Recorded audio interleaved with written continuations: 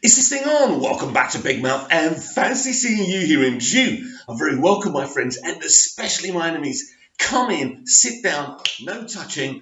I don't do the touching. And welcome to this very sunny Tuesday morning's edition of the dceu Daily. I may be feeling like crap, but doing this video for you guys, for the outer DC community, makes me very, very, very proud, because in 2020 we are having so many DC movies going to production, and I don't know about you, that's actually really exciting. And The Rock's Black Adam is one of those movies. And what really excites me about this Shazam franchise, it's a franchise within a franchise, evidence of what Walter Hamada is attempting to do.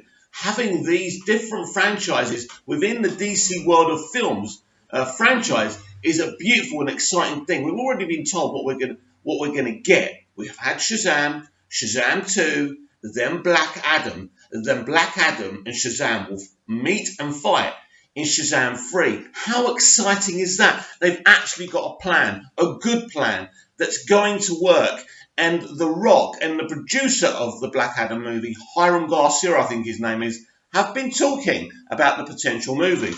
The Rock promises Black Adam will start as a villain. This is actually quite interesting. So let's give this a read, right? Somewhere down the line in Dwayne "The Rock" Johnson's heavily crowded schedule is the DC Comics movie Black Adam, in which he'll play the titular god character known to rival Shazam. Very few details of the film have made their way out just yet, as Johnson is currently gearing up for the release of Fast and Furious Hobbs and Shaw, which is followed by another season of HBO's Ballers, Disney's Jungle Cruise, and a Netflix movie by Disney's Jungle Cruise, and a Netflix movie by the name of Red Notice. Still, the People's Champ has some perspective of his portrayal of Black Adam ahead of the character's movie production. Black Adam, how he starts. He starts off as a villain, Johnson told comicbook.com. Then he becomes an anti-hero, and then he might become a hero, or we might not. As far as other characters or comic book stories the film might follow, Johnson and his producer Hiram Garcia aren't willing to divulge much just yet. You're going to meet a character who's going through a journey, Garcia said. I think the idea is, look, we know the root of obviously Black Adam.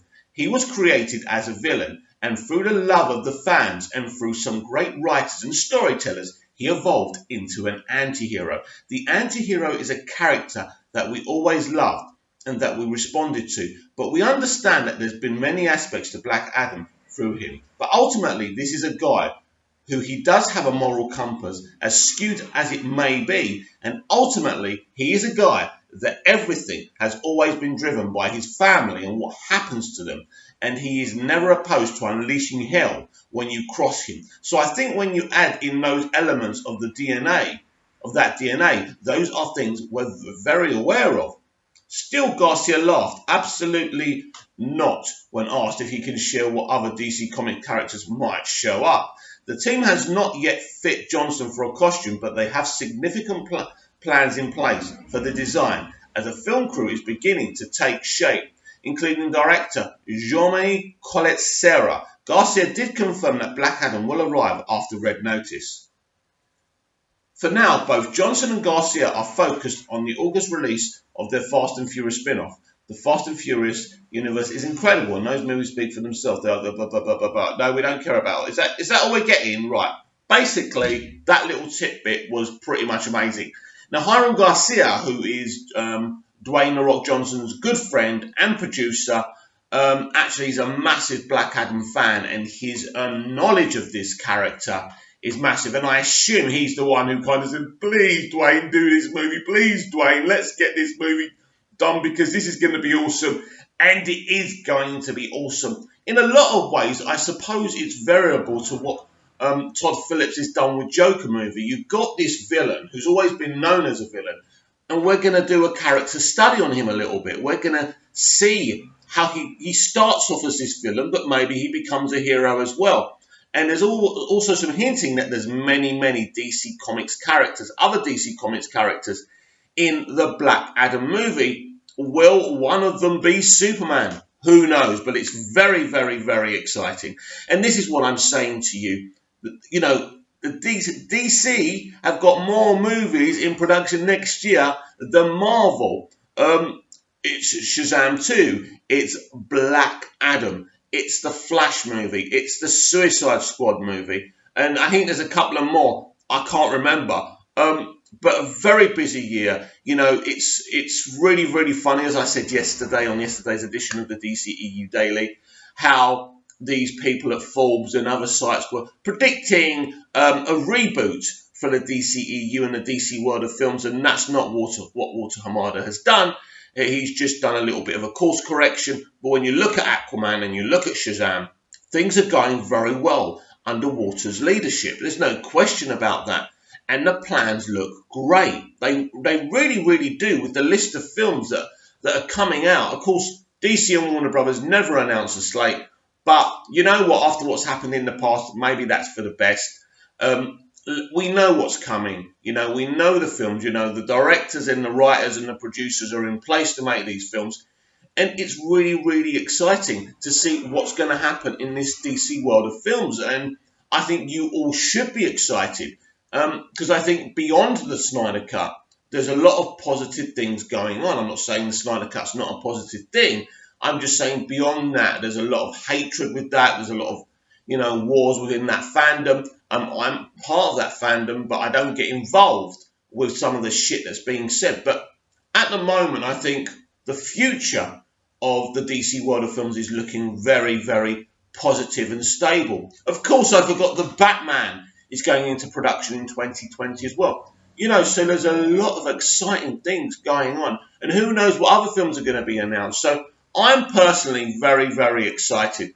And knowing that all these movies are going to shoot next year is very exciting to me. And it should be very exciting for you. Hearing that, hearing producers talking about DC movies. Black Adam is a very ambitious project. And as I say, is part of this Shazam franchise, a franchise within a franchise. I know that you can't wait for Black Adam and Zachary Levi to be on screen together, to come face to face, to have this awesome Shazam rock, you know, fisticuffs, or, you know, awesome epic superhero battle. It's going to be awesome. I tell you what, it really is. And some people have kind of had some things to say about it, them not meeting until Shazam 3. I think that's perfect. It's a great build-up. It's going to want you to want it even more. It's going to build it up in your head. I can't wait for that. I can't wait for Shazam 2. I can't wait for Black Adam. And who knows, we may get more Black Adam films. You know, if it's successful, and I think it will, why shouldn't it be successful? You've got a great production team. You've got The Rock, you know, you've got Hiram Garcia, you know, you've got everyone, you've got the New Line Cinema team behind it, and Walter Hamada. So I think, you know, it's really, really interesting now seeing, since Justice League, what's happened, what's been announced. We still don't know much about the Supergirl movie. That's interesting. That certainly doesn't seem to be going into production next year. I think it's supposed to, but nothing's been put into place. Nothing's been announced. So I don't know what their plans for that movie are. I think they may try and kill two birds with one stone. And you may get a Superman, Supergirl title within that. Because then, if they do that, you've got a Superman and a Supergirl movie entwined. And maybe they're not that convinced that a Supergirl movie on her own can really cut the mustard. So they may title it Superman and Supergirl or something like that. That's what I'm hearing on the grapevine. But I didn't lead in with that because I'm not sure how true that is. But you should hear something about that. Yeah, so that's my prediction, that the Supergirl film will be a Superman and Supergirl film combined. So we'll see what happens with that. And I know I'll be really, really excited to break that news here on Big Mouth, on the DCEU Daily, or wherever it fits in. Because, as I say, the future of the DC world of films is very exciting. And the sooner we see Superman back on our screens, and whoever's going to play that, the better. I think I'm now in a situation where I just want someone to be playing him. I want my favourite superhero back on the big screen, and we'll see how that develops. But I'm predicting a Supergirl and Superman combined movie. That would excite me. That should excite you. This whole kind of unofficial slate should excite you. There are good things happening with the DCEU, with the DC world of films. And I do think, yes, things in the situation of what's going on with what we saw with the Marvel slate will really help DC as well. But let me know what you think. Would you be excited about a Superman and Supergirl movie combined, officially combined with both characters' names on the title? Let me know. Please like, share, and subscribe.